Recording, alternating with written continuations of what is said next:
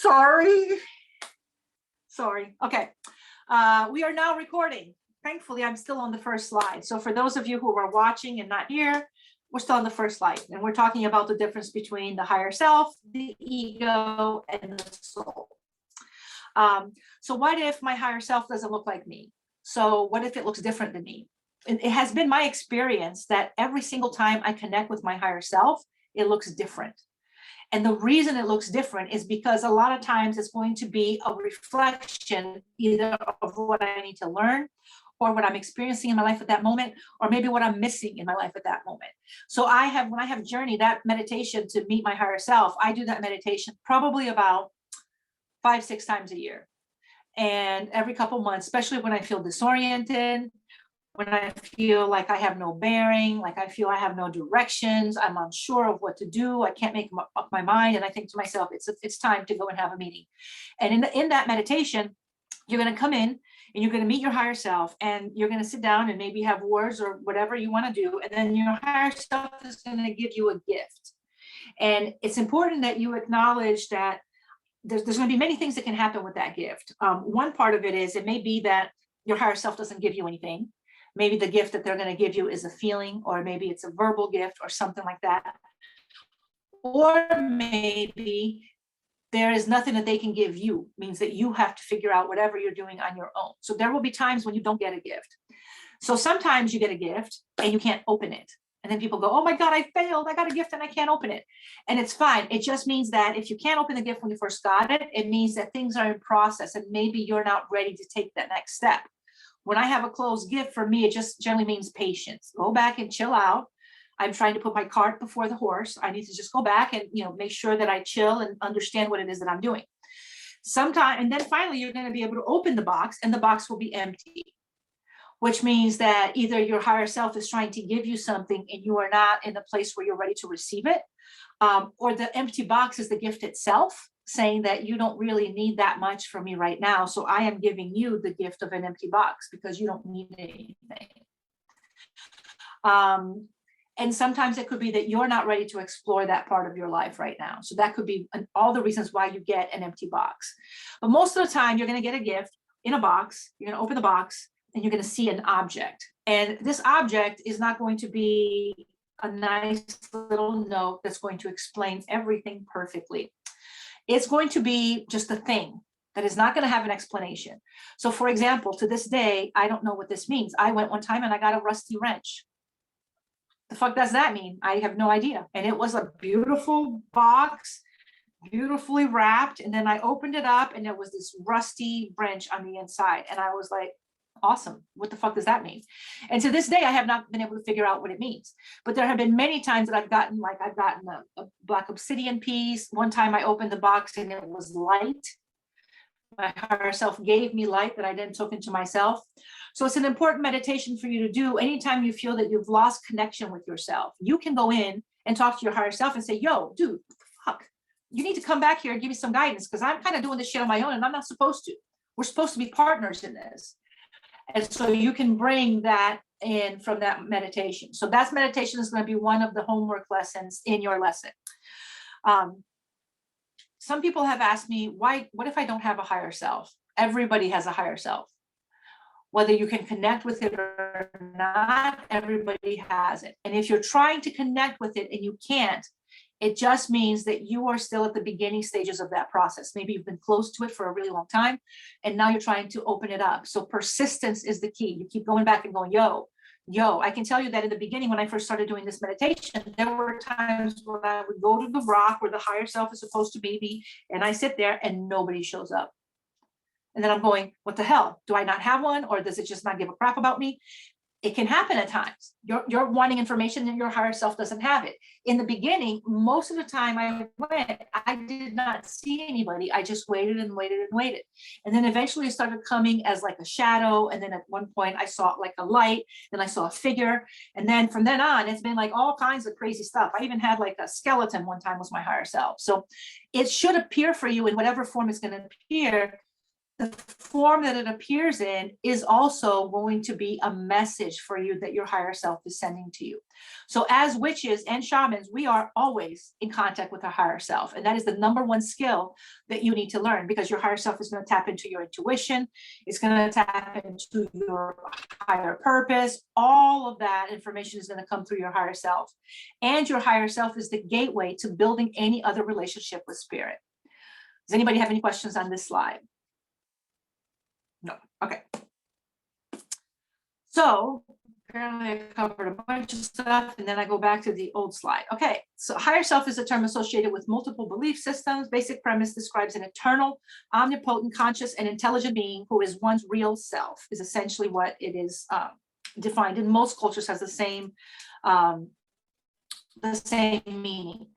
Some practices believe that it's where your personal energy meets divine energy. So that normally is where the soul is, right? So the higher self, you're going to see a lot of times people are going to be, some cultures are going to use the word higher self and soul interchangeably. That's just kind of how they believe it. For me, the method that I taught you guys, where you have the soul and the sliver of the soul is the higher self, and then you have you with your ego here in this plane, is kind of a different, more modern witchcraft take on the Yoruban style of looking at that. They look at, everything, Ashe is God, and it's everything that exists. And then we all have a little sliver of that within us. So the way that they would see it is there's a big sliver that comes out, and it's the soul, and then there's a little sliver and little slivers, and these slivers get smaller and smaller so that we can pass on that divinity that we have down our entire line. So every time you have a child, your Ashe separates, and a little piece of that divinity passes on to your child, and that's how they gain life.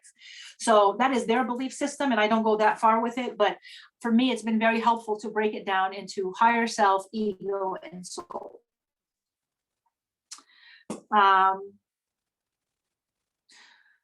So your higher self is the highest aspect of yourself that can be attained and held in the physical body. It's part of you that knows, sees, and understands at the highest level possible, while the physical part of you still continues to move around in the physical world. Anchoring the wisdom of the higher self into your physicality is very much a part of our human spirit evolution and purpose. The higher self is unique to each life experience. So this goes back to what we talked about before, that you are going to have multiple higher selves.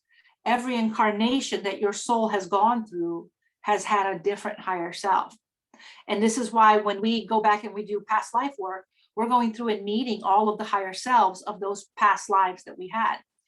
And an interesting thing is, when you start looking at, we're close to Samhain now, so we're all talking about ancestors. And ancestors form a physical lineage from where you are right now, right? You said mom, dad, grandma, grandpa, and so on and so forth. You are in that bloodline. You also have a spiritual lineage, which is all of the incarnations of your soul. All of the different higher selves of different incarnations you've had up until now, that is your lineage. And the same way that you can reach back to your ancestors and ask for help, you can reach back into the spiritual lineage of your past lives and ask them for help.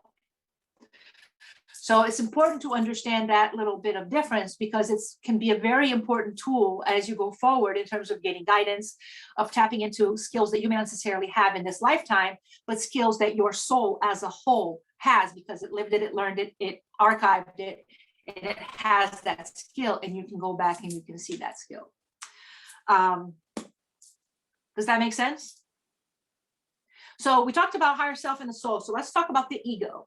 So for example, the ego is full of limiting beliefs and is always focused on fulfilling its own needs. Ego will make us believe that we always need more or need to be more because its hunger is never satisfied. Ego makes you feel insecure, and it can make us lord power over others. Ego does not reflect true power, but rather a deficit of power. Higher self, on the other hand, knows that we were brought to this world with everything that we will ever truly need. The higher self reaches for an understanding where ego reaches for judgment. Ego is kind of like a survival instinct in this world, a little bit into overdrive, whereas the soul understands and knows where a life path is. Your ego doesn't know that, but it's constantly concerned to make sure that you have what you need, that you are taken care of, that those around you are taken care of. So when you have a healthy ego, where you're not standing in ego, when you're standing in your true power, you are meeting all of your needs. You are not overtaking to meet your needs. You don't have this fear that your needs are not going to be met, that you don't have this fear that somebody's not going to like you, that this is going to happen and you're going to be excluded from this group or that group. Why? Because your ego is making sure, a healthy ego is making sure that you say that you're at peace in this lifetime, that you're here saying all of my needs are met. I'm loved, I'm wanted, I'm part of a group, I'm part of community, I'm good. So when we have an ego that's out of balance a lot of times, it makes it very difficult to connect with the higher self. Because if we are not in a place where we are good and safe in the physical realm, our consciousness will not want to leave to go elsewhere. Why? Because if we leave, what could happen when it's gone? It doesn't feel safe to leave this physical body if you think that something's going to happen to it, if you don't feel safe where you are. So the ego in balance with the higher self is what provides you the safety for you to be able to kind of come and go from the spirit world and do the work as you need to do it. Any questions between higher self versus the ego? Do you have a question, Donna? Because you look like you were raising your hand. No, okay, all right. So let's look at how the higher self reacts, because a lot of time I have seen a number of people, people that come into my shop all the time, that they come in and they're like, oh, I'm very powerful and I'm standing in my power. And they're not, they're standing in their ego. So it's very important to understand the difference between your standing in your power will mean being aligned with your ego, your higher self, and your soul. This is where your power comes from. When it gives you that feeling that the ego tells you your life is taken care of, you're good, you're loved, your needs are met, everything's great here. Your spirit basically tells you everything's good, you have spirit allies, you have a healthy spiritual presence, the link between your spiritual life and your physical realm is connected, everything's good.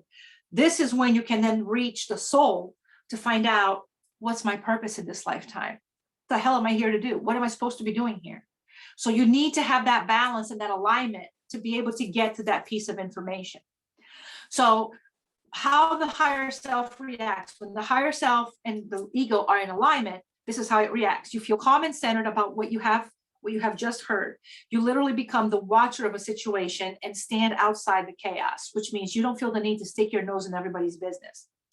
The answer is always compassionate for all parties involved. You can easily see and understand why someone may have acted in a crazy or mean way. And part of that is because when you're standing in your true power and you're in alignment, remember we talked about all of those past lives that you have, you may look at somebody and go, wow, I recognize that as something from my past life that I had a real hard time getting through. And it automatically will make you more compassionate towards that person. So this is another reason why it's important to be in alignment. You can see the long-term effect of the answer of your challenge, knowing that you may not see immediate good results from your decision, which means ego looks for instant gratification. Whereas when you're in alignment, your higher self is going to say, let's make sure we're on track. Let's make sure we are true to our purpose, even though you may not have an instant gratification right in front of you right now. You can honestly see a win-win solution for both sides. Others involved may not, but you do.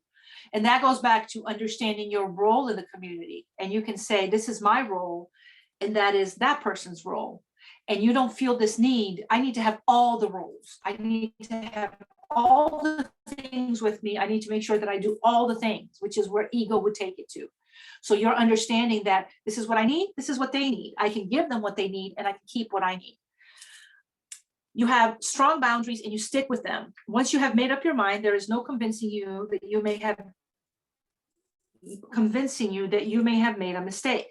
So this goes back to being true to your knowledge, right? If you do your research and you understand what you're doing and you connect with spirit and you connect with your higher self and you finally come to the point where you say, this is my life path. This is my decision. This is where I'm going. You're rarely ever going to be in the wrong because you've done all of the work and you're looking beyond just the now. You're looking at what is this lifetime as a whole going to bring to me? What am I here to learn that I need to learn? may not necessarily be to get a new car. I may not be here for this. I may be here to learn how to, show people to be kind to others in the face of danger or what have you. We all have different purposes. I may be here to teach people creativity and to be an artist. I may be here to teach younger generations, to get them to a point where they feel safe and secure and they're able to develop into healthy adults. So all of those things are going to come into play. So the immediate is not going to be important. It's the long term. And once you reach that decision, it's going to be really hard for something to kind of distract you from that. I mean, it's not like you're going to be like, I'm all purpose all the time, but you're not going to go into like a tangent and be blinded by that tangent. Like, squirrel moments, which I tend to have sometimes. You're not going to have as many squirrel moments because you understand what you're doing and where it is that it's taking you. And finally, even in the most chaotic situation, you feel at peace with the answer that you have produced. And it really comes back to a part of knowing that you're doing the right thing and saying, this is the right thing for me. This is true to my purpose. And when you're connected with that, it makes it very, very easy. So how the ego reacts. The ego has an adrenaline rush that comes to you when you make that aha decision, and it feels powerful and righteous. It feels like you are now going to come out on top.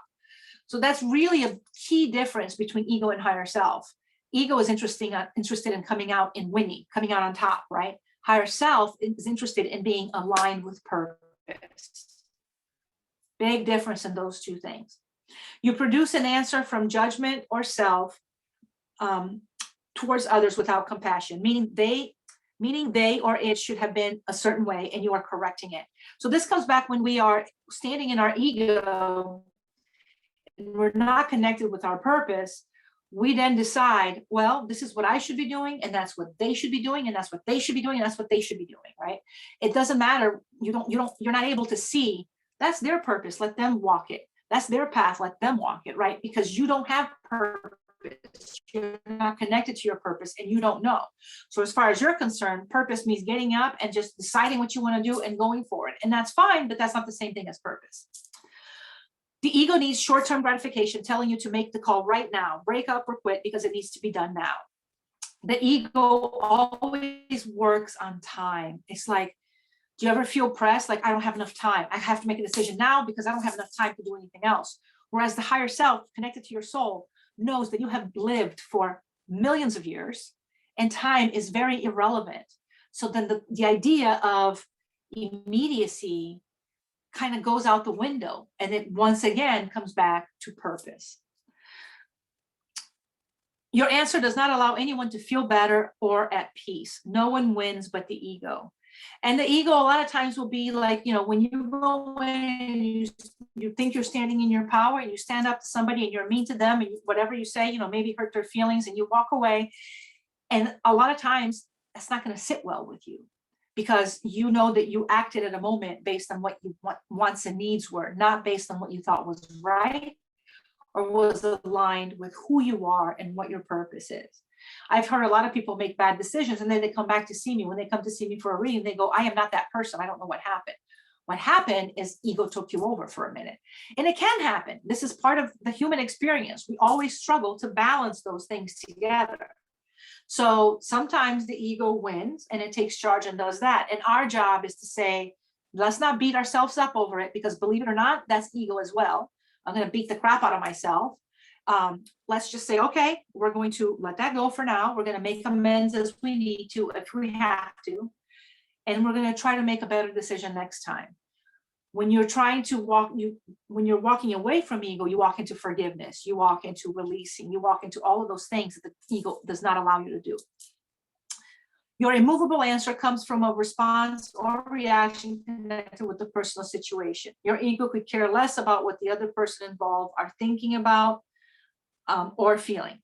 So that is also an issue kind of covered by what we talked about it before. Ego wants short initial gratification, like immediate gratification. So you don't care how it falls out for other people. As long as your needs are met, you don't care if something happens to them. So that's also standing in ego. And a lot of people mistake that for power. You have fight or flight emotions, pacing, clenched fists, shallow breathing, muttering to oneself, and needing validation from others of your decision. You want revenge, or you want to hurt somebody as much as you hurt. All of that comes from ego. And the ego is what gives us that rage that we have. And trust me, I, being somebody who had that very close relationship with rage, it was difficult to learn to disassociate from that and to say, rage at times, because rage is a great feeling that makes you feel empowered. I am strong and fearless and nothing can defeat me. That's where rage puts you. And it's when you're feeling alone and hurt and upset, rage is a go-to feeling. It's an immediate rush of power and feeling righteous and good. And I'm the right, everybody else is wrong. But once again, that's the ego acting. So if you feel that, and you can notice that feeling being the ego, because why? Because you have all these physical symptoms that go along with it. What happens when we get angry? We flush. Everybody flushes. Or we get, like, for me, I get cold fingers. The temperature just kind of comes off my hands. Different people have different physical symptoms when they do that. And every time you have these very wild, uncomfortable physical symptoms, generally means that you're standing in ego. And so that is the time for you to go, wait a minute, what's happening? Where's that coming from? Why am I feeling that way? Is this really what I'm supposed to be doing or not? And you are never going to be 100% of the time doing 100% of what's right, because that's not what being human is about. Being human is about making mistakes. But the goal is to have balanced time. You want to make sure that you are fully in balance at least 50% of the time. And then the other 50% of the time, you're just kind of flying by the seat of your pants, doing the human thing. But if you're in balance 50% of the time, then it means that you still have your purpose, you still have your focus, you still have your direction, and you know where it is that you're going. And finally, your ego will not allow you to do anything and give you time to cool off. Think about it, pray about it, or step away from it. It needs you to do something now, usually something that you will regret later. It will nag at you and whine at you and throw a temper tantrum until you do something to make yourself heard or seen. I have a story to tell you about that, because I had a situation about 1.5 years ago where we had a customer that came into the shop. We were doing a psychic fair, and my shop is not very big. It's kind of small. And there were a boatload of people in there, obviously before COVID. And this lady came in and she starts using the singing bowl, right? And people are getting readings everywhere, and it's very disruptive. And so one of the readers from the back came to the front and said to one of my people and said, can you please ask her to stop? We can hear it echoing in the back and it's really interfering with the readings. So my employee went up to her and said, I'm sorry, you can't try out the singing bowls today just because we have an event. You're welcome to come back tomorrow or any other day and you can try it out. But today we can't do it because it's a small space and it reverberates. Well, that woman lost her shit. And she started screaming at my employee and telling her that she was an idiot, that she didn't know customer service, and how dare she, blah, blah, blah, blah, blah. And so when this woman left, my employee came over to me and she started telling me what happened. She started crying in the middle of that. And I'm very protective of my people. So when she started crying, I opened up Facebook, and sure enough, that woman had left a review because she said she was going to do that. And I went in and blasted her. I didn't take 5 minutes to think about it. I didn't cool off. I didn't do anything. And to this day, it was one of the worst business decisions I ever made because of that. So now whenever something happens that I feel that I need an immediate reaction, just take a step back and say, let me cool off. And if I still want to do this, maybe 4 or 5 hours from now, then I'll do it. And 90% of the time, 4 or 5 hours from now, I'm not going to want to do it. So that's a good way to kind of get your ego in check and to say, you need to just chill out over there and calm yourself down. And then once your ego calms down, then you're able to once again come back in balance. And the reason why it's so difficult to come in balance is because the ego, remember, connects to all the physical. If you're feeling things and things are going on over here, it's really hard to say, I'm going to be the better person now. I'm going to stand back and be peaceful. You're not peaceful. And so the best thing you can do is kind of step back and not react, if possible. Any questions? You guys like have glazed looks on your faces. I know that was a lot of stuff. Everybody's like going, all right, so now we move on from talking to ego. We're going to talk about the concept of duality. And this is also going to play a role in how we create our magic. So duality basically is the idea that you have, two opposite sides of the same thing. And as we talked about in, I think, the first or second lesson, when we talked about polarity, remember when we talked about spirits and each one of them was a thread and you had the two different polarities of each one of those. And that's what we talk about when we're talking about duality, right? So when you look at gender, what is the duality in gender, male and female? What is the duality in, let's say, heat, hot and cold? What is the duality in, let's say, angelic energy, angelic, demonic? So everything that we work with has a mirror side, has another side to it. The same way that if you look at us, our existences in this lifetime, we are also duality, higher self, ego. So in the way in witchcraft, we look at it as spirit and mundane. And everything has to work together. Remember, we talked about your ego and your higher self being in balance. Whenever you're going to pick up your tools to do some spell work, you have to understand that you are doing mundane and spirit. Both of those have to be in balance for you to be able to get the result that you need. So why is it that we pick up tools and we light candles and we do all of this mundane stuff to cast a spell? Is the magic really coming from that candle that we're lighting? No. But this is what, it's the mundane action that we're doing, the everyday action of lighting a candle in sacred space with purpose that elevates that activity from just a regular old mundane activity to something sacred that now the higher self can do something with. Does that make sense? So whenever we cast a spell, I always recommend that people have a mundane plan. So, a lot of times you have, like, people will have the ceremony that they want to cast, and you say, I'm going to do this, I'm going to light a candle, I'm going to do this, and this is my intent, everything's great, all planned out. Awesome. They finish the ceremony, they don't follow it up with anything. So this is one half of the work, your ceremony. The other half of the work is the mundane work. It's the elbow grease. So magic is not here to make you just hop over that. Magic is here to grease the wheels so that when you go in to do the other piece of it, it's a little bit easier for you to do. So let's say, for example, let's say you're looking for new love, and you go and you cast a spell to find yourself a new partner. And this is actually a story that literally happened. I had a customer who did that, bought a love spell kit, cast a spell. And then she calls me 2 months later and she said, nothing happened. Your spell kit didn't work. Did you go out and try to meet new people? No. Did you put in situations where you're possibly going to meet people that you don't know? No. Did you decide to maybe change something about yourself appearance-wise to maybe show the truer side of yourself, that you could come out and be, different and feel more attractive? No. Did you even change the grocery store you go to? No. What did you do? I cast a spell and I sat home. And I'm like, did you expect somebody to knock on your door and go, hello, you ordered a boyfriend? Here I am. Because things don't work that way. So the action needs to be followed up. You cast your spell here and you say, I want to meet somebody special. What is the mundane action? You're going to follow up with that. You're going to go out, you're going to have to put yourself out there now, whether that be in, let's say, online dating, or whether that be going to club and meeting people, or joining a group to be able to go out and do things with people. You are going to have to put yourself in a situation to allow the universe to have that opportunity to bring you somebody, because they're not going to send something gift wrapped to your house. So the spell is going to grease the wheels to do that. And this is why, for example, when people cast spells for money, they cast a spell for money and then they play the lottery. And then they come in and they go, it didn't work. Of course it didn't work.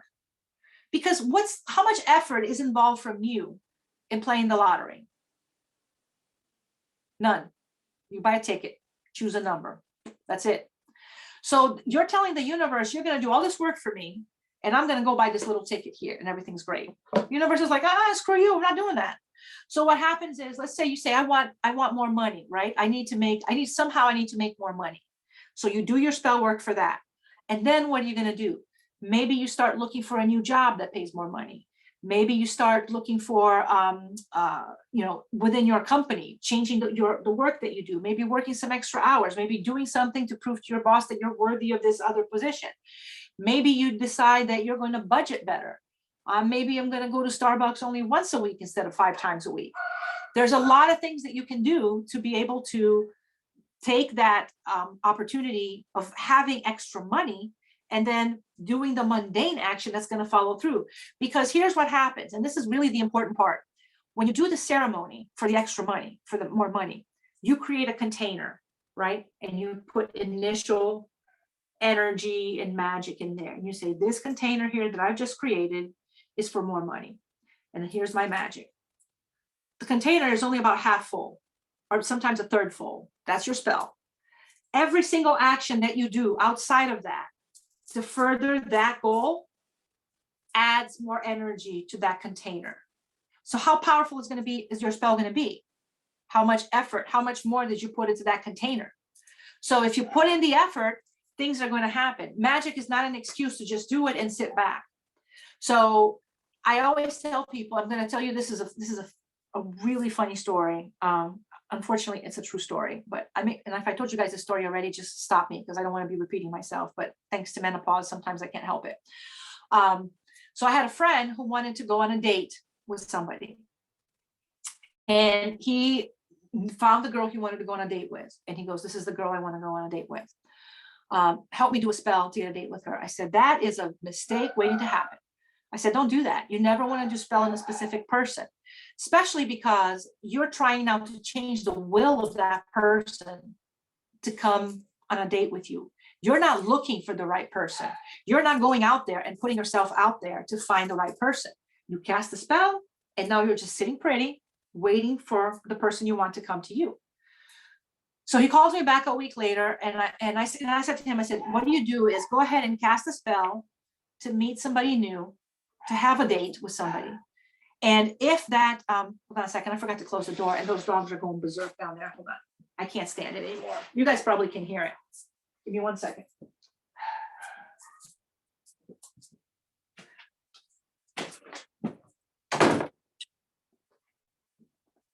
Should have closed the door all the way, and apparently I did not. So I said to him, I said, do the spell to bring the person, the type of person that you want into your life. You want somebody maybe that's funny, that's, financially stable, that's really intelligent, or maybe really well endowed. I mean, I don't know what it is that you're looking for, right? So do your spell for everything that you want in that person. And if that person that you met is the right person for you, then the universe, it's a very easy work for the universe to say, wait a minute, oh, here's a match, boom, let's bring that person in. If that person is not the right person for you, the universe will then start doing its work to bring you the right person that's going to meet all that criteria. So he calls me a week later and he says, I just wanted to tell you that you were wrong. And I did the spell and I have a date. I did the spell. I asked her out on a date the next day and she said yes, and we're going on a date next Friday. I said, great, let me know how that goes. So what ended up happening was he had a date. She shows up with her boyfriend and her girlfriend. He was the double date for her girlfriend. And so he was upset about that, obviously, and he did not like the girlfriend. And this girl proceeded to stalk him, and stalked him for probably a good 3 months, chasing after him, showing up everywhere he went, because she really wanted to date him. And he's like, I'm not interested. I wasn't interested in you. And so he called me about 6 weeks later and he says, what do I need to do now? I said, can't do anything now. You put that energy out there. You just got to wait until it's done. You put that energy out there. The universe says, oh, you wanted a date with this person? It gave it to you, but it wasn't exactly what you wanted. So this is why it's important that when we do the work, not only do we not target a person in particular, because you never know what the other person's ego is doing or interested in, but you also put a lot of work behind it that fine tunes that practice. So you say, I want money, right? I need more money. You think to yourself, where's that money going to come from? Is it going to come from work? Is it going to come? So then you start working all these different angles that you have to give the universe opportunities to open doors for you. If you don't do that, you're going to start limiting the opportunities the universe has. And chances are either you're going to get the wrong result or you're going to get no result at all. But the duality principle says that you do the magic and you follow it up with work. You cannot do one without the other. Does that make sense? Does anybody have any questions on that? That's always a tough concept to get through to people. Because I had somebody one time say to me, well, then what good is magic? And I said, nothing. It's no good. You should never do it again. Because if that's the mindset you're going in there, you want all the win, but you don't want to put in the effort. You're looking at magic being an alternative to effort. you're not approaching it from a good place, and you're probably it's going to blow up in your face. And I've seen bad things happen to people when they don't have good intentions. So it's always important to understand that. So with that being said, I went a huge tangent and did not read anything from my slide here. So duality teaches us that every aspect of life is created from balanced interaction of opposite and competing forces. Yet these forces are not just opposites, they are complementary. They do not cancel out each other, they merely balance each other in the dual wings, like the dual wings of a bird. And that's actually true. So we're looking at sacred and mundane coming together to cast the spell. What are we looking to make a baby? Male and female comes together to create. So the idea of creation, of building something new, comes in when those two polarities come together and make a whole. So now you have a complete thing, but it required both of those parts. Whether you want to think of those parts as good or bad, it required both of them to be able to create this thing that you now have. Duality is woven into a very fabric of life for a reason. It presents us with the liberation of choice, but also the possibility of balance. The law of duality basically states that everything is in a continuum and has a complementary opposite within the whole. To use the adage, there may be two sides of a coin, but there's only one coin, which I thought when I read that, I thought that was really a great way to put it together. So if your spell work is the coin, you have to do both sides in order to have it. Otherwise, you only got one side and you don't have a coin yet. And the same thing with any other dueling forces that you end up running into. For instance, heat and cold may appear to be opposites at first glance, but in truth, they are simply varying degrees of the same thing. Once again, the polarity that is going down that specific vibrational line. Duality and magic exist on all levels, mundane and divine, ethereal and physical body, divine feminine and divine masculine. And we work a lot with divine masculine and divine feminine, which we're going to talk about in a minute. So it's important to keep that in the back of your mind. So we talked about the mundane self, your everyday self, your physical self can also include parts of your mental and emotional body. So if you're working towards something, let's say you're going to take a test for either a class that you're taking at school or a course you're taking at work. You study and then you do magic. You say, hey, help me to remember the answers, help me to retain the answers. And then you study. This is a complete approach to your spell casting. You're probably going to be very successful in that. If you just say, I'm going to cast a spell and I'm going to go have beers with my friends, and the next day you may show up and not remember anything. Or if you decide you're not going to cast the spell, you go and you study, now you're doing all the elbow grease by yourself. You don't have any other help. So you may still be successful, but it's going to take a whole lot of effort. So magic is going to relieve you of some of the effort, but it's not going to replace the effort that you should put in. Does that make sense? Okay. Divine self is what you create when you begin ceremony. Divine self can also include parts of the mental, emotional bodies. Your higher self can drive your divine self to your highest benefit. Magic happens when your mundane self and a divine self work in synchronicity, both of them working together. The other thing we like to talk about is when ego comes in, power slips out. And I've seen this. I have seen people lose their gifts. I have seen people, actually the majority of the people that come in to see me are people that way, where I just had a lady actually last week that came in and said, I read cards and I just can't seem to read anything. I said, are you still reading then? Yeah, I'm still reading. What are you doing? Well, I have a reputation to maintain. No, you don't. Right now, you're not giving your clients information that truly comes from spirit if you feel that you're disconnected. You're giving your clients your opinion of their lives, and that is not the way that this works. But because of her ego, she was unwilling to put that aside for a minute to check in and find out what the fuck's going on. Why is my gift not working? Let's check in and see what's happening. So that ended up happening to her. And it seems that lately I'm getting a lot more of those people coming in where they were like empaths. This is another one I got a couple of weeks ago. An empath came in and she used to be able to comfort people with that. She was a projective empath. And she said, right now I can try and try and try. And I'm not able to comfort anybody. And then I walk out of conversations with people feeling more miserable than I came in because I picked up some of their stuff, but they have no relief. They're also feeling miserable. So what the hell do I do? Come back and do your inner work. Put your ego to the side, because what I have found is that ego will step in when it's trying to compensate for something. There's something happening. It's scary. You don't want to deal with it. You turn away. Your ego's like, I got you. And it steps in. Here I am. But that's not a solution to the problem. A solution to the problem is say, why is that uncomfortable? Why does that not feel right? Let's unveil that problem so we can resolve it and come back to alignment. So ego and higher self cannot coexist at the same time. When ego is unbalanced, your higher self is going to go away. So ego is balanced, higher self is balanced, everything is great.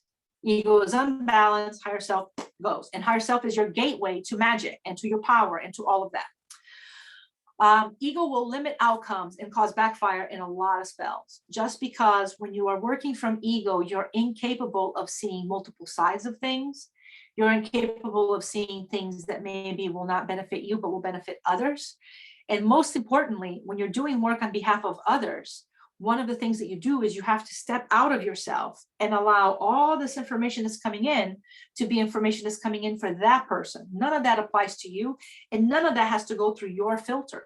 But if you can't let the ego step out to do that, and in shamanism, we call that being the hollow bone. So the hollow bone just channels the information that comes through. It doesn't retain anything. We're just a conduit and a container.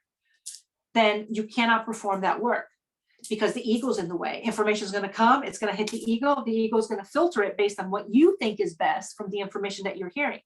So a lot of times you may get something that makes no sense to you. So when I've done readings for people sometimes, or when I've done, I do spirit medicine, and I may get a message for somebody.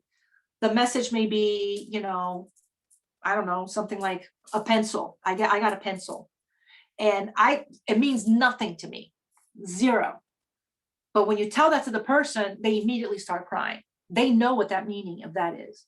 Whereas if my ego was standing here and putting its filter on it, I would have disregarded that information because it has no meaning for me, but it's not for me. So this is kind of how the ego can sometimes stand in the way and interfere with information that's coming down. When I did that journey for my friend who was dying, I actually journeyed to meet him. And he passed away 2 days later from COVID at the hospital. When I went to see him, he showed me a compass. And I was like, what the fuck is, okay, great, compass, you have a compass, woohoo. And there's this compass, right? And I did not know what the hell that even meant. But I came back out of it, and that was the message for his wife. And I came to her and I said, he showed me a compass. And she's immediately started crying, and she says, oh my God, I know now what to do with his ashes. And I was like, how the fuck does a compass help with that? And she said, he used to be a sailor when he was younger.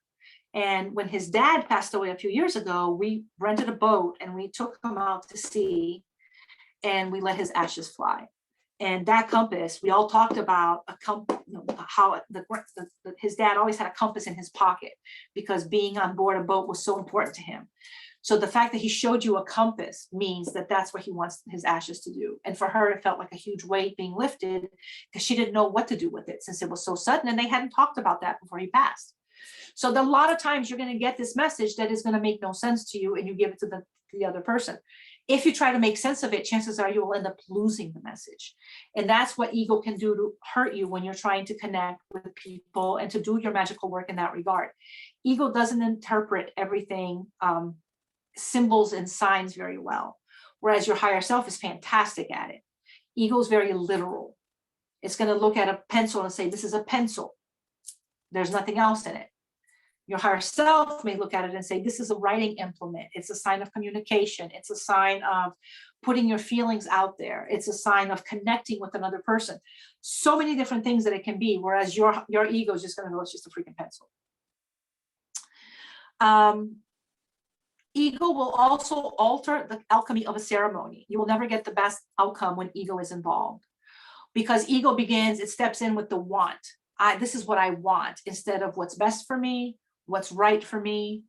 And sometimes we want things that are not necessarily what's best for us. And we don't know because we can't see, 5-10 years into the future. Our higher self can, because it's not bound by time, but we can't. So when ego steps in and says, I'm going to use my knowledge, which is about that much, to make a decision that will not be overturned, great. 90% of the time that decision ends up being a bad one because the ego doesn't know what's going to happen, whereas the higher self does. Connecting with the higher self will allow you to see when ego is trying to drive your magical bus.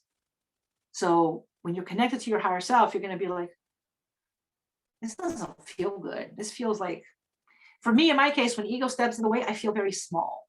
And I'm like, that's my cue. Then I have to take a step back and stop what I'm doing and go, okay, what is my ego trying to take control of here? Because it looks very ugly when I try to take control of, and I have a control problem. So when I step in and I start doing that, I immediately start feeling very small. And then that's my cue. That's my higher self's language of telling me, stop, evaluate, think about what you're doing. And then I do that. Do I feel that every single time? Not always, but I would say about 80% of the time. And I'm able to catch some of my mistakes that way. There's a difference between ego and power. Ego tends to come into play when we are seriously attached to an outcome. So power means that we do things for everybody's highest good, for ours, for the universe, for Mother Earth, for everybody. We want things to be in balance and in harmony, right? And this is not love and light. And I'm going to tell you right now, I really have a big problem with that whole love and light thing, because balance does not necessarily mean that everything is peachy keen and great. Balance means that the tiger is going to kill and eat a poor little antelope. Balance means that the cat is going to kill and eat the mouse. But that is the way that things are meant to be. That is what keeps that great wheel of life going. So when we step back and we say, what is the balancing element of this? Our higher self is going to know. Our ego is not. Our ego may say, oh my God, that poor little antelope. He can't eat that antelope. We're going to stop that. And then the lion starves to death, right? Or we're going to say, oh yeah, he deserves 5 antelopes, not 1. We're going to give him a whole bunch of antelopes. And then what happens? Antelope population gets completely cut down because of that. So if you look at a lot of imbalances in nature, they come from things like that. When we stick human ideas and human egos into a place that's pretty much in balance, but it's in balance in a way that we don't like, and we try to make it better, make it more habitable towards us without really giving too much concern to other things that live there, it blows up in our faces. Kind of like kudzu here in North and South Carolina. They brought it here for a specific reason, to control something. I can't remember what it was. And now it's out of control. It kills trees and does all kinds of crazy stuff. In personal magic, ego will always be involved in some way. Ego is always concerned with your well-being. However, when your well-being is achieved at the expense of others, or with no regard for the desires or wishes of others, you are operating in pure ego and should take a step back. So when ego and higher self are balanced and your ego does its job, higher self is going to say, this is the beautiful world of the universe. This is how everything is going to be wonderful and amazing. And the ego is going to say, yeah, but in that world, I'm dead. And I don't think I want that right now. So let's look for a solution where I'm not dead. Everything's still balanced, but I'm also taken care of in that little process. And that is how ego and higher self partner up together. So it's important that neither one of those are out of balance. When you are all higher self and no ego, a lot of times it's incapable of connecting to the everyday, of understanding your role in things. But when those two are in balance, then you get a much clearer picture of what's in your best interest and what's in the best interest of all of those around you. When you are emotionally involved, it's difficult to separate ego from higher self. Walk with caution. I always tell people, don't do spell work when you're sad, really sad, when you're sick, when you're angry, and when you're very, very attached to the outcome. Because if you're very, very attached to the outcome, chances are you're going to put a lot of ego into that. And it can, it can end up in a bad way. Now, let's say you need rent by the end of the month, because if not, you're going to get evicted. You're very attached to that outcome. But that's just about you getting rent, right? So you say, okay, I'm going to go ahead and do that. But if you decide that you're angry with your ex-husband because he kind of nailed you in court and you want him to get into a car accident because you just think he's an asshole, you're too attached to that outcome. Go talk to somebody else and say, hey, what's the best way for me to get back at my ex without picking up my tools? Maybe, you can still be human. You can still go slash his tires or do whatever you want to. But the minute that you pick up your tools, you're entering that boundary and that balance that exists within sacred and mundane. That is an entirely different situation than when you're just sitting there and going, God, that guy's an asshole. I hope he falls down the stairs. If we all have thoughts like that, because people come into contact with us, and that is a normal part of being human. when we take that a step further to actually act on that with our whole being and put intent behind that, that is a very different situation. You guys see the difference in that? Okay.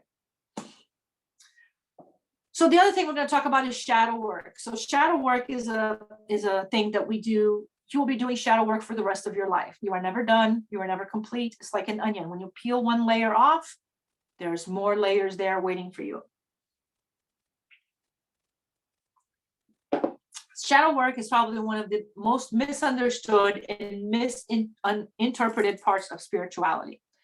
So people tend to think that shadow work is when we are working with the ugly parts of ourselves, right? The parts that we want to keep hidden because they're too nasty for the world. And that's really not what shadow work is. Shadow work is the sides of ourselves that have been hidden into the shadows because of expectations from society, from family, from all kinds of other things. So let's say that growing up, you are a boy and you love ballet dancing. That is, you feel your calling to be a ballet dancer. You think that you'll be a great ballet dancer. You wake up in the morning, this is what you want to do. But for whatever reason, in your family, all the men are football players. And you go to your parents and you say, I'm going to be a ballet dancer. Your parents says, no, you're not. That's not an acceptable thing for you. You will be a football player just like everybody else. So in order for us to fit into that society, to our family system, to the community where we live in, we take that piece of ourselves, that love for ballet, and we put it in the shadows. Because right now, this is what makes us different and bad. We don't want to touch that. We're going to be like everybody else because that means acceptance, right? That means survival. That means full belly, right? And this is why humans work in society and in community. And this is why when feedback from other people hurt us so badly a lot of times, and it's very difficult to overcome this, not being, doing things based on other people's expectations. Because from a DNA and an evolutionary point of view, if you do something that your little group doesn't like, your little pack, let's say, they will cast you out and say, we don't like you, go away. And that generally means death. Because now we don't have the protection of a group to connect with us. We don't have the protection of somebody to hunt for us and help us if we get injured, if we get hurt, if we get sick. We may not be able to find shelter. Maybe the only big shelter in the area we're in is the shelter that they have, and they won't let us stay there. So a lot of times being excluded from a group in previous evolutionary times meant death. So we have a natural aversion to that. We want to be accepted. We want to be part of the team. We want to be part of the group. So as a child, what we do in order to feel that we're going to survive is we take those things about ourselves and we push them to the side and we go, no, that's not acceptable. The group doesn't like that. Therefore, it's not happening. So we come back and we're like, okay, here I am now. I'm great. And I think just like everybody else. But that little idea of being a ballet dancer, being creative, using fluidity and motion, expressing yourself with dance, that sits in the back of your mind. And now that's a shadow. So what happens when that shadow is there? Anytime in life when you hit something that's going to come across that, it's going to touch in that shadow and you're going to recoil from it. You're going to have an aversion or a very adverse reaction.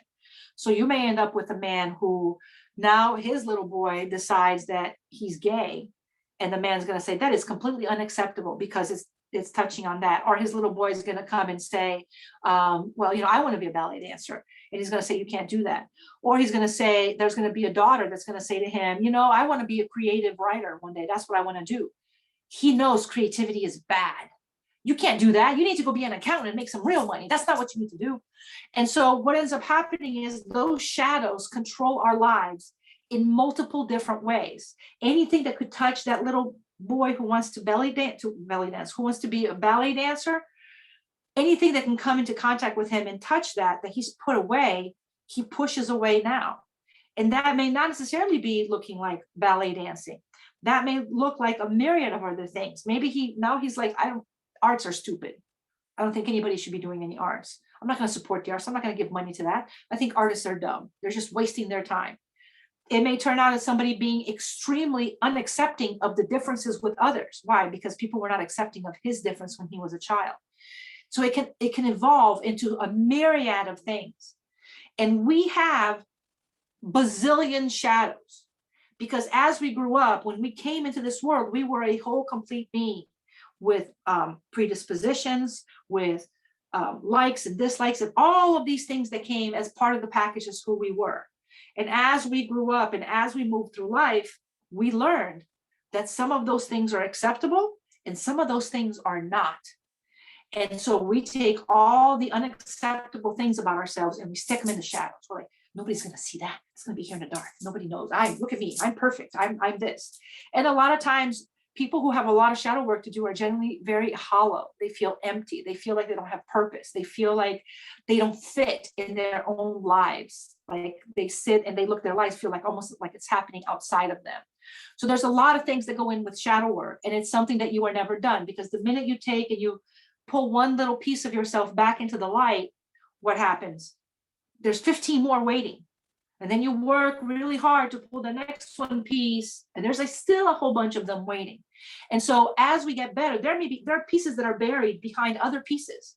So, and for example, as I've done my shadow work, what I have found is, as I uncover one layer, there's a bunch of other crap that's been sitting in the shadow that I didn't even know was there, because I couldn't even see it because I was so stuck on this first layer of shadow.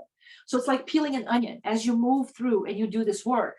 And when you decide to walk a spiritual path, shadow work is something that you must do. You must always be doing shadow work with yourself. It's that process of evaluating yourself, looking at where you are.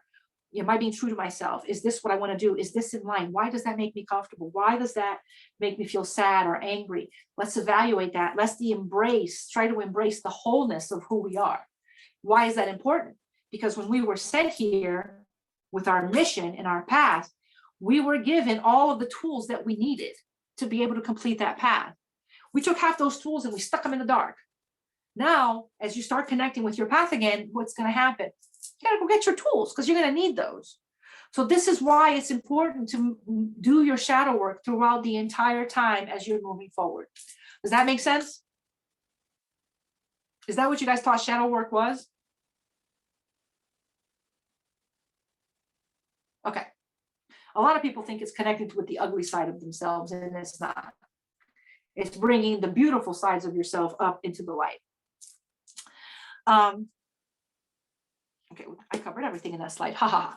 So now we move on. Let's talk about male and female shadows. So we all carry divine feminine and divine masculine within us. So male and female shadows are part of shadow work that you're going to be able to do. And the reason why they're important is because we're going to be connecting with these energies all the time. So these are probably the first shadows you want to start tackling so that you can have a better connection with your own divine masculine, divine feminine side. We always have to be in balance. An unbalanced polarity between male and female can be very disruptive to your life and to those around you. So feminine, when it's in its balanced state, the divine feminine means life force. Divine feminine means creation. So when it's balanced, it's mature, it's creative, life-giving, nurturing, inspiring. This is where you connect with your dreams, with your intuition, creates outwardly, not just for myself, but for my community, for all those around you. It's comforting, it's got forgiveness, it recognizes others, and it's able to focus on what it wants. When it is unbalanced, and a lot of times that's referred to as immature divine feminine, or underdeveloped divine feminine, then you see somebody who is jealous, who is constantly making comparisons between them and others. Somebody who is biting, like they bite people's heads off all the time. They're not capable of kindness towards others. They use sex as a form of manipulation, greed, abuse, comparing ourselves to others or feeling less than. It's basically the stereotype of the mean girl. That is what an underdeveloped, immature divine feminine looks like. So how are we going to balance that? We're going to balance that by nurturing ourselves, recognizing that we're all different and we're all unique, and trying to embrace all parts of ourselves without having to worry about that other side. And I put here, we always think about the grandmothers when we're doing that, because the grandmothers have reached that state. And, once as you get older, you kind of reach a state of, you don't give a fuck about a lot of things in life. And a lot of that comes from just naturally, as you go through life, sometimes you work through those shadows on your own without even knowing that that's what you're doing.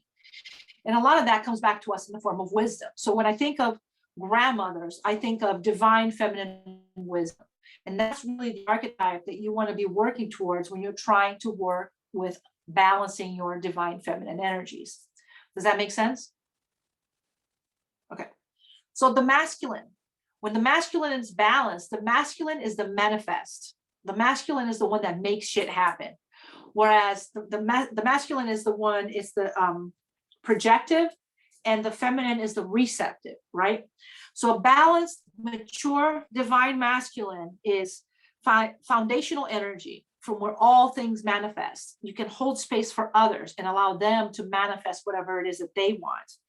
Steady, focused, calm, giving, forgiving, open, protective, giving of gratitude for everything that comes their way, manifesting, bringing things into being. That is a balanced divine masculine. So when you have an immature or undeveloped or unbalanced divine masculine, you have a tyrant, you have a grandstander, you have a competitive, manipulative person, you have somebody who's self-centered, who's self-focused, who's controlling, who's demanding, abusive. And essentially the archetype we're looking at is the narcissist. That is an unbalanced male energy. And it's interesting to me that I have met more women with unbalanced male energy than I have men, which I think is a sign of our society, because any of those male qualities we're taught to repress as a child, right? We're not allowed to be. If we're a girl, we want to be a girl. If we're a boy, we want to be a boy. I mean, now we're coming to a better understanding of sexuality, but when I was younger, the understanding wasn't really there as much. You were expected to follow your archetype. And so because we have both of those archetypes within us, what ends up happening is you start taking your divine masculine and shutting it down and going, no, no, no.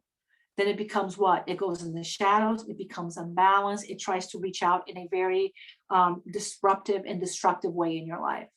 Bringing it back into the light is a way to give it balance and to make it complete. And the archetype for that is the grandfather, the wise grandfather, not the obnoxious grandfather that sits on the couch and complains about the news, but the wise grandfather that gives stories and that goes out for a walk and that is able to pass on his wisdom to the younger generation. That is the grandfather archetype that you want to think about when you're thinking about balancing your own divine masculine. Any questions on male and female shadows? No. Okay. So why is it important to check our ego and our shadows? When we're standing in shadow or ego, we are not in our full potential. We talked about that. We are leaving a whole chunk of our own personal power behind. And it's power that we can use to make our lives better. So why would we not want to tap into that and bring it into our lives? Ego can stand in the way of tapping into all of that power. Ego and shadows can also make our spell work backfire at times because we don't think things through and we don't do them from a good place. Ego and shadows can mess with intent big time. And I've seen people do that where they say, well, I really want my ex-husband to die, but I'm not going to word it that way. Words don't matter shit. Intent has no words. It's the feeling you have. Even if you word it in, I wanted my ex-husband to learn a positive lesson in his life, but you're thinking die, die, die. When you do the work that you're doing, what's going to be put into your work is die, die, die, not find a better way to, live your life. So it's important to understand that. Ego can put us in compromising ethical positions. And I can tell you that I've been victim of that in the past, and I guarantee most everybody has in the past as well, because you do things at the moment, you react, and then you go, God, I shouldn't have done that. You can only fully embrace your true power once you recognize what is ego, what is shadow, and being honest about where you are. If you've got work to do, own that and do the work. The first step to being able to do the work is owning it and saying, yep, this needs a lot of work. I'm going to start my journey to make this better. Now you've just taken back the power to improve yourself. Ignoring the shadow is what keeps it in the shadow, right? This is how we keep all of that stuff down there. We pretend it doesn't exist. It's not there. It's hidden away. So you want to work it, you bring it into the light. And the first step in bringing it into the light is claiming it and saying, yep, it's mine. It may be ugly. It may not be very balanced. It may be cuckoo crazy right now, but it's all mine. And because it's mine, I have the power to make changes in it. Any questions about all of that before we start at the end? You guys have been very quiet this class. It's been kind of weird. All right. How everything comes together. So when casting a spell, we talked about casting a spell, bringing your mundane and your divine self together. Approach ritual with reverence and respect. That's what elevates it. The action that you're doing of lighting a candle, of burning incense, from just being lighting a scented candle and burning some incense, just for ambiance, into being a sacred act. Approach every single tool, every single item you're using as a piece, a magical piece that's going to elevate your ceremony to something more. So you approach it with reverence and respect, and that is what elevates it. It is up to you to elevate the actions. And after a while, it's going to start coming to you naturally. Once you do that, what you'll notice is the minute that you put an altar together and you sit in front of it and you go, I'm in witch mode now, you're going to start noticing that things just click and everything just kind of falls into place. And you start looking at, this is no longer an incense. This is a special magical tool. This is no longer a candle. This is a conduit for my work. This here is no longer an athame. This is a tool I use to direct energy. All of those things will have different meanings when they come to you. So it's important to understand to do that. And the more you do it, the more naturally it's going to come to you. Always follow up with mundane action. Alchemy has to happen both levels, both on the spiritual level and on the mundane side. Any questions? Okay, so I just want to go real quick over the what's in the classroom. So the classroom is going to have a bunch of different lessons that are going to talk about the law of duality and magic, and ego. So the way you're going to look at it, you're going to see lesson 6, and then it's going to be lesson 6.1, 6.2, 6.3, right?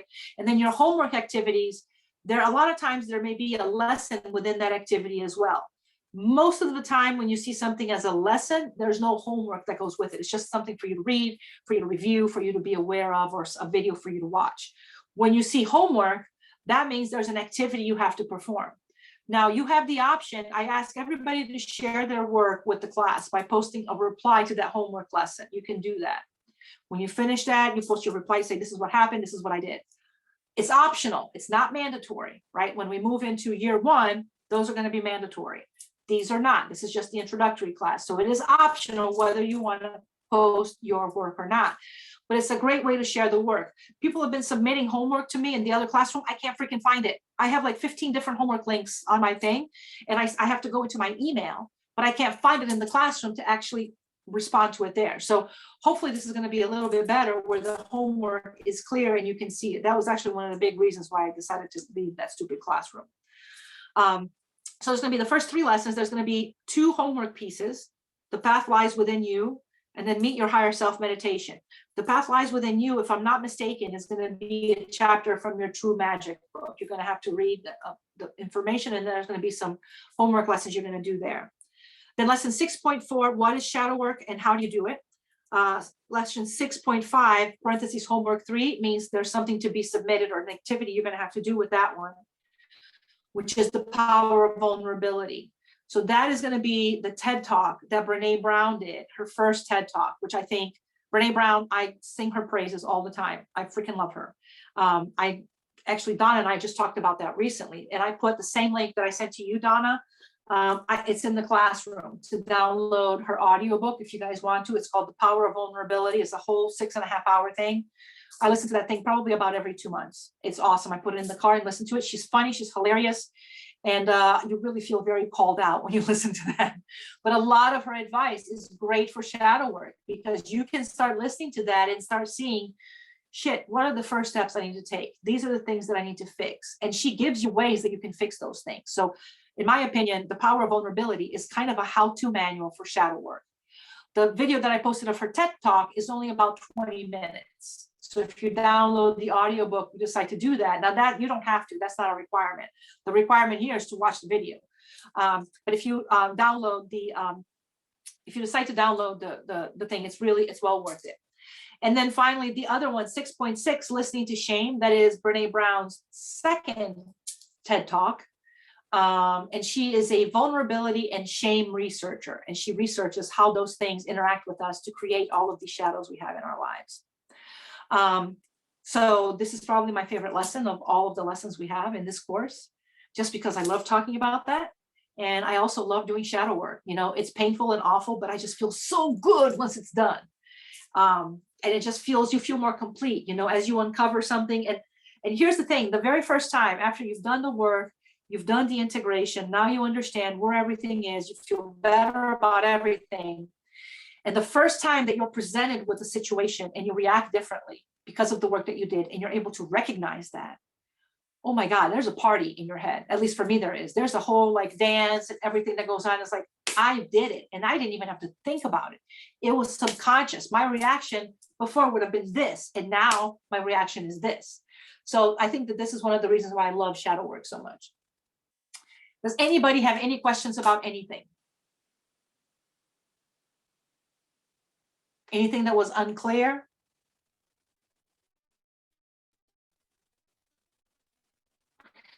With this group, there's also going to be a study group that goes along with this, because I think I deleted it. I don't know if this is the one I deleted or not. Maybe it wasn't, but there's a study group. So if you have questions and comments you want to post in general, you're going to post those in the study group.